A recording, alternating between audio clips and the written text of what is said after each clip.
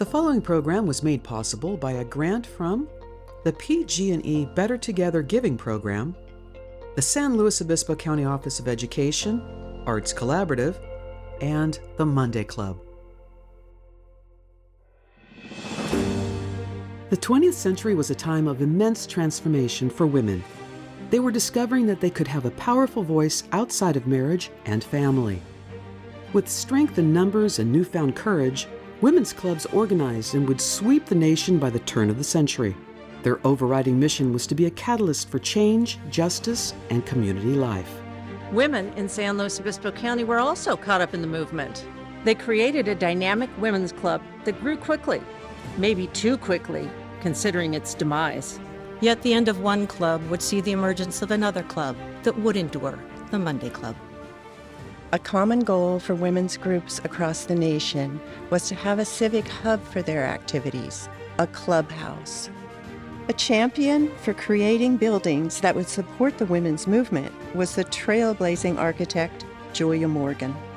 Rising from the women's movement more than a century ago, the Monday Club is a network devoted to community service. Our clubhouse is a special place that brings women together to nurture relationships and achieve goals. It represents a movement that enabled women to shape and influence their communities, the world, beyond their homes and family.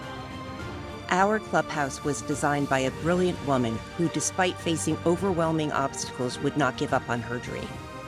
We are honored to be the caretakers of this clubhouse, the last building designed for women by Julia Morgan. This is the story of the Monday Club and the women who built it.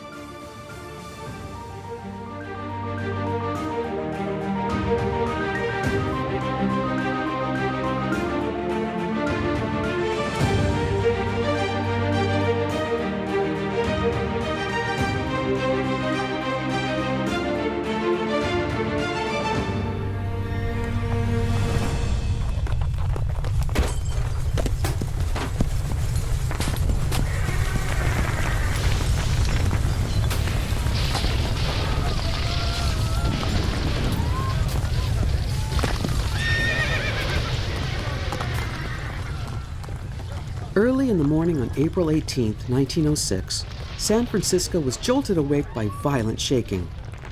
Lasting 40 seconds, the earthquake crumbled buildings and buckled streets. The quake broke cast iron water pipes all over the city. Firefighters watched helplessly as the inferno spread and burned for 3 days.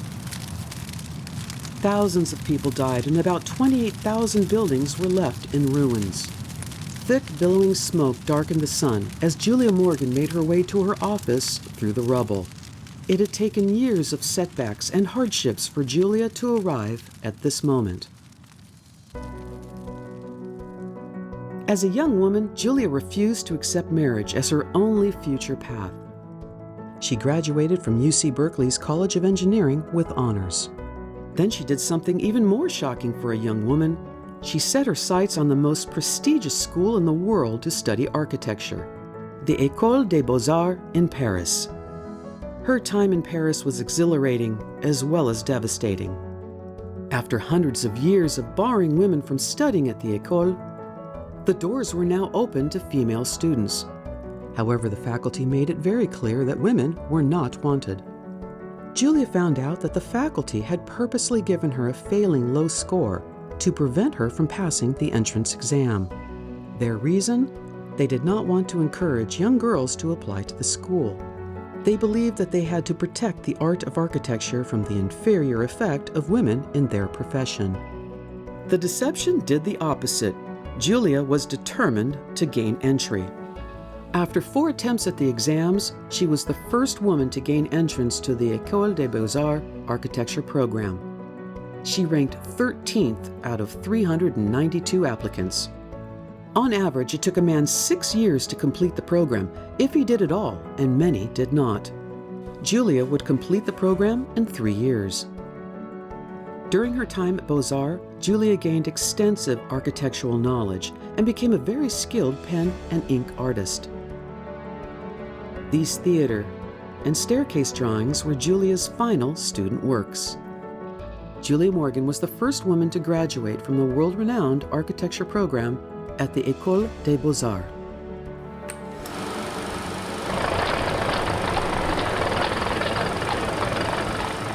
Julia returned to San Francisco and quickly began working on several commissions.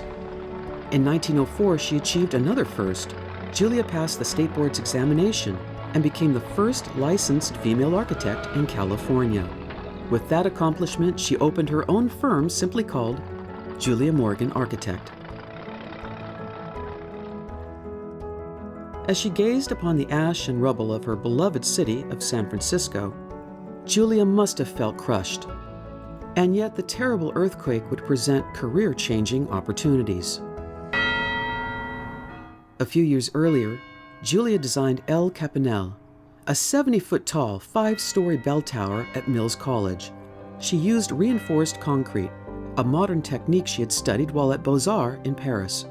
Incredibly, the reinforced concrete technology enabled the El Capanel bell tower to survive the earthquake unscathed. Back in San Francisco, the call rang out to rebuild, and Julia Morgan's El Capanel success put her in the spotlight. She was hired to rebuild the Fairmont Hotel. The quake had shifted the foundation, and the interior was gutted by fire. Many questioned whether a woman was capable of engineering and supervising such a difficult renovation. From climbing rickety ladders to making her way across high scaffolding, Julia examined every detail herself. However, she made one cultural concession for fashion purposes. Since women were expected to wear skirts, Julia added a pair of trousers underneath her dress when she was at a job site. Just 1 year later and under budget, the new Fairmont Hotel reopened on the anniversary of the earthquake. The Fairmont was a triumph for the city, and it secured Julia Morgan's reputation as a premier architect and civil engineer in California. Her business took off, and during her career, she would design more than 700 buildings of all types. Julia Morgan was a trailblazing female architect whose path would soon come to San Luis Obispo. In 1909, the Women's Civic Club in San Luis Obispo was launched as just one of thousands of women's organizations throughout the country. Eventually, there would be others, including El Pomar, Paso Robles, and Atascadero women's clubs. However, the Women's Civic Club of San Luis Obispo would be the largest and very influential. Most women's clubs focused on studying literature, music, and self-improvement. These clubs allowed women to share ideas and helped them realize that their thoughts were important and that together they could act on them. San Luis Obispo would have an active book club, as well as a home culture club. Soon, clubs moved from self-improvement to civic involvement with the goal to create a better community. The Women's Civic Club, although less than 4 months in the field, has become an active influence for civic betterment and is rapidly forging ahead to a harvest of results. The ladies launched a campaign to beautify the city and encourage homeowners to remove weeds. They protested against a garbage pile near Monterey Street and Paso Robles Road, and took on the renovation of El Triangulo Park near the train depot. The new women's club grew out of 2 meeting places very quickly, and the need for a home would become an important goal. Who will give the ladies a lot for their clubhouse? Is there a public-minded man who has the means in San Luis Obispo who is willing to donate a lot of land for the construction of a modern club home for women? That is the question that the Women's Civic Club would like answered. The question went unanswered, and it would be another 10 years before the Women's Civic Club would create a grand clubhouse in San Luis Obispo. 2 of Julia Morgan's most prestigious projects would come from her relationship with Phoebe Apperson Hearst and her son, William Randolph Hearst. Phoebe Hearst was a very wealthy widow, having taken over the mining interests accumulated by her late husband, George Hearst. She was a philanthropist, especially for the betterment of women and children. If you went to kindergarten, you can thank Phoebe Hearst. Phoebe was also behind the formation of a new organization called the PTA, the Parent and Teacher Association. At the new University of California at Berkeley, Phoebe paid for the campus master plan and architectural design of the entire campus, and the construction of many of its buildings. In the early 1900s, women were leaving rural farms for the big city. What worried activists like Phoebe was the lack of suitable housing for these women in the city. Phoebe Hearst supported the work of the Young Women's Christian Association, or YWCA. Their mission was to provide safe housing and vocational education for women. Phoebe Hearst was impressed with Julia's spectacular career path from Beaux-Arts student to San Francisco architect. Phoebe hired Julia to design a special YWCA conference center called Asilomar. This would be one of 30 YWCA buildings Julia would design in her career. Beginning in 1913, Julia Morgan spent 16 years designing 12 buildings at Asilomar in Pacific Grove. It is an excellent example of the arts and crafts movement. She incorporated the natural landscape, keeping trees in place and accommodating the terrain. Open spaces and natural light abound, with a focus on craftsmanship. Around the same time as Asilomar, Julia began working with Phoebe's son, the newspaper mogul William Randolph Hearst. Mr. Hearst was a bigger-than-life character and a very successful businessman.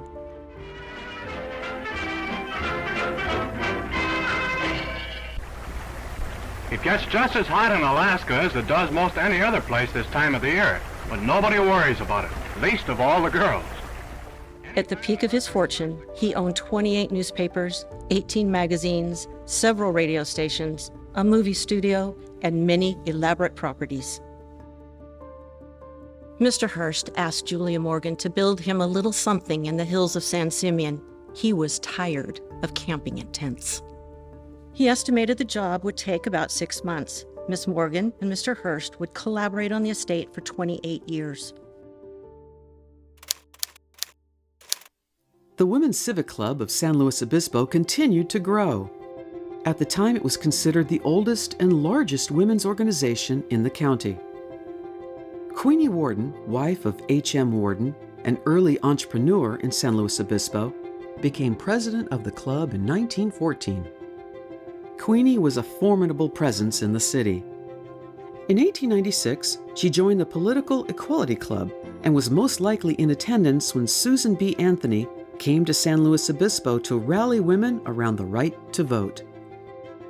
Queenie Warden ran for mayor of San Luis Obispo in 1917 and lost by a small margin, just 76 votes. The goal of attaining a clubhouse had languished for years until Queenie, an energized club president, galvanized the women to renovate the old Pavilion Theater. It was an expensive undertaking costing $20,000, which would be about $373,000 today. When completed, the building was renamed the Women's Civic Auditorium. It had 2 stories, a tea room, and a large auditorium with 1,000 seats. It would become a cultural hub for the city with concerts, lectures, banquets, a flower show, and even moving pictures. The first 4 San Luis Obispo County fairs were staged in the Women's Club Civic Auditorium. I cannot commend too highly the public-spirited women who are responsible for this building. It seems as if the hand of a magician has created a wonderful transformation in this structure, which I can barely believe was the old pavilion. For several years, the Women's Civic Auditorium was home for many community activities, but trouble was brewing about the club's debt. Apparently, Queenie Warden had been financing many of the club's activities with the expectation that she would be paid back. The club members either did not agree to the reimbursement or simply did not have the means to pay. Order! Order! As president of this club, I denounce the unscrupulous activities of several of our members. Queenie, stop. This meeting is out of order. This is outrageous. I move to expel these members for disloyalty to the president and the club. Disloyalty to the president? You can't do that. It's against the bylaws. What is she talking about? In May 1923, the club had a stormy meeting with Queenie Warden attempting to expel 3 members whom she accused of disloyalty to the president and the work of the club. By July, the club had appointed 7 local businessmen to advise them about their financial affairs. A few weeks later, a notice was printed in the local paper. A special meeting of the Women's Civic Club is being held this afternoon at the clubhouse to consider ways and means of straightening out the tangled maze of the organization's affairs. In September 1923, Queenie Warden took the Women's Civic Club to court to recover $10,000 in debt. She won her case. A deed conveying the Women's Civic Club building and property at the corner of Toro and Monterey Streets has been given to Mrs. Queenie Warden. Transfer of the property is a step in the straightening out of the somewhat tangled financial affairs of the Women's Civic Club.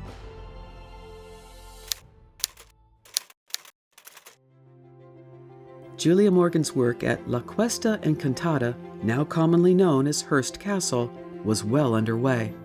We are building a sort of village on a mountaintop, housing his collections as well as his family.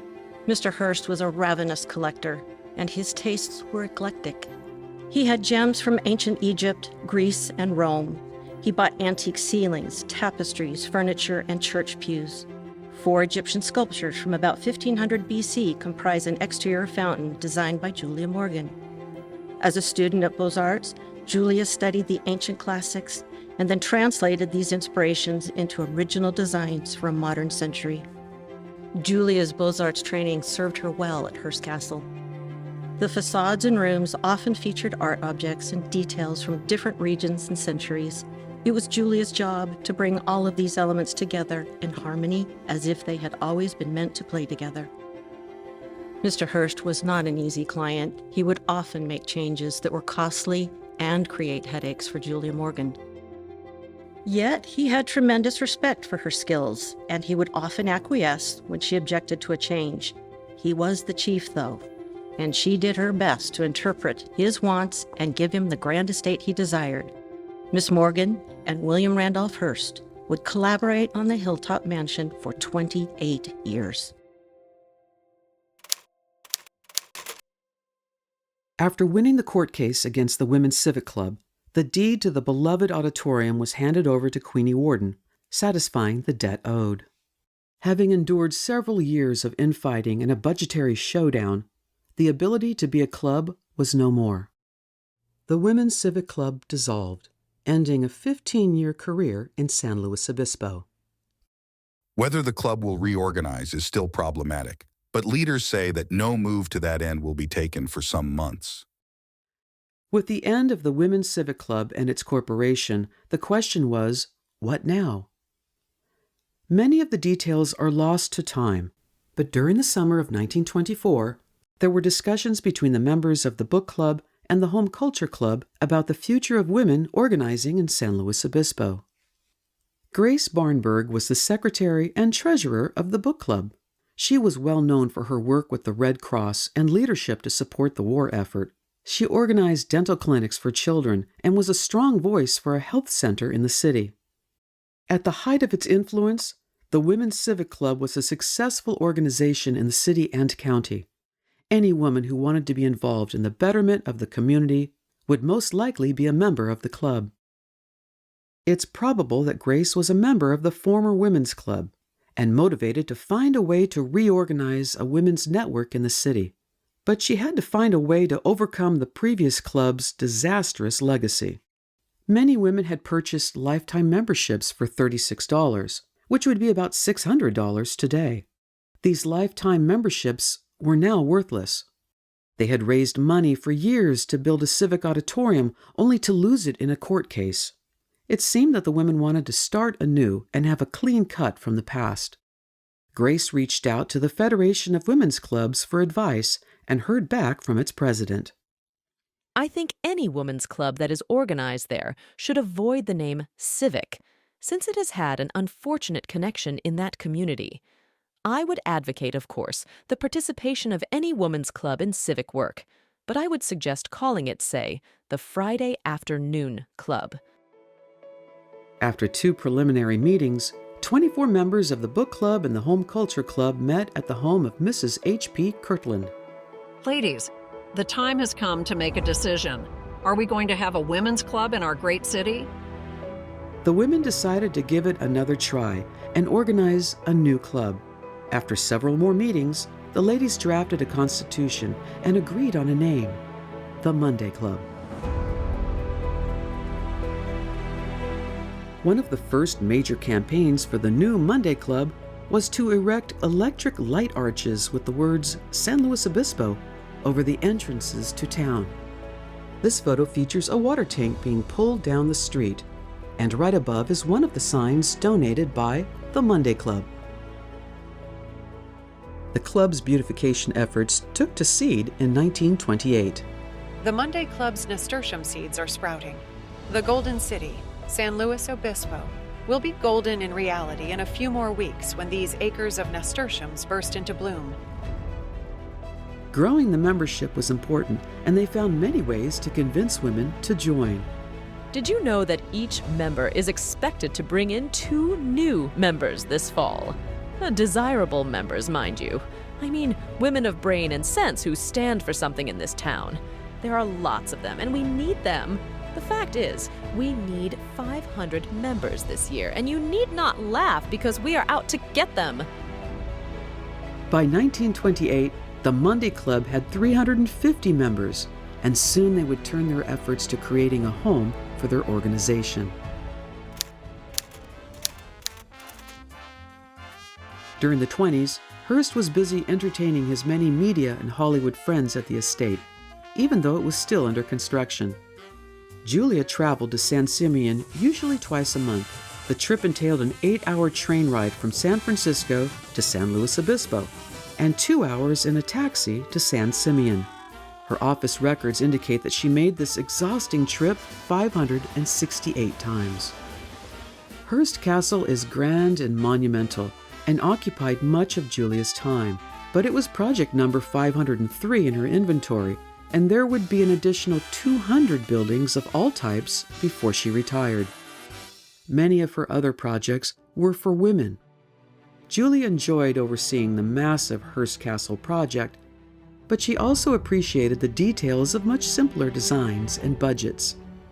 Don't ever turn down a job because it is beneath you or because you want to do something larger.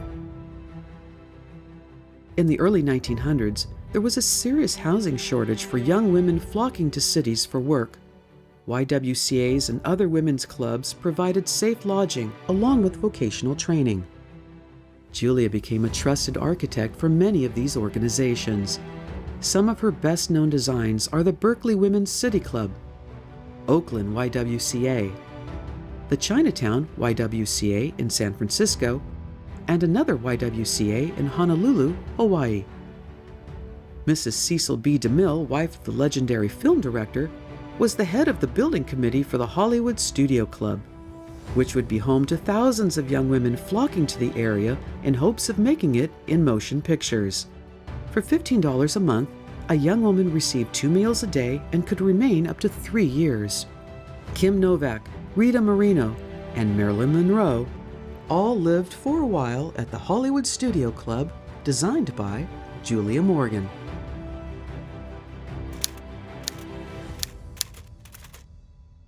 For years, Grace Barnberg and the other members of the Monday Club had been fundraising for a clubhouse. Members held rummage sales, card parties, fashion shows, and dinners. Some even shined the shoes of businessmen at a stand on the corner of Monterey and Chorro Streets. By 1932, the club's 350 members had purchased a lot on Monterey Street, and it was time to construct a building. Grace Barnberg was friends with Steve Zagar, a taxi driver who developed quite a business driving Julia and other guests to San Simeon. Miss Morgan and Mr. Zagar became fast friends on the long, bumpy rides to San Simeon. Sometime in early 1932, Grace asked Steve to speak with Julia on one of those drives about the Monday Club, and it worked. Julia was interested in creating a new home for the Monday Club. Despite the fact that the Monday Club had a very limited budget of only $16,000, Miss Morgan designed this beautiful clubhouse for us. She was so benevolent that she ultimately waived her design fee.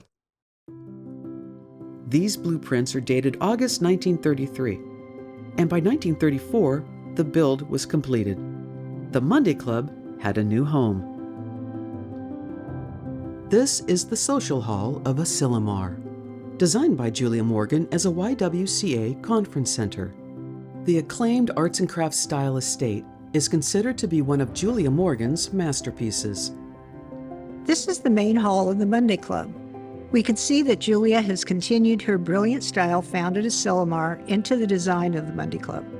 The interior is an airy gathering place, with the space flowing into rooms opening from the sides. It incorporates arts and crafts elements with a simple but elegant wood ceiling and exposed wood trusses that showcase the building's structure. The adjoining rooms have large windows with lots of light, complementing the loquat tree frescoes that live on the interior walls. The murals were painted by Doris Day, a female artist from San Francisco Julia often hired for her projects. The stage is perfectly practical for club meetings, as well as concerts, presentations, and parties of all kinds.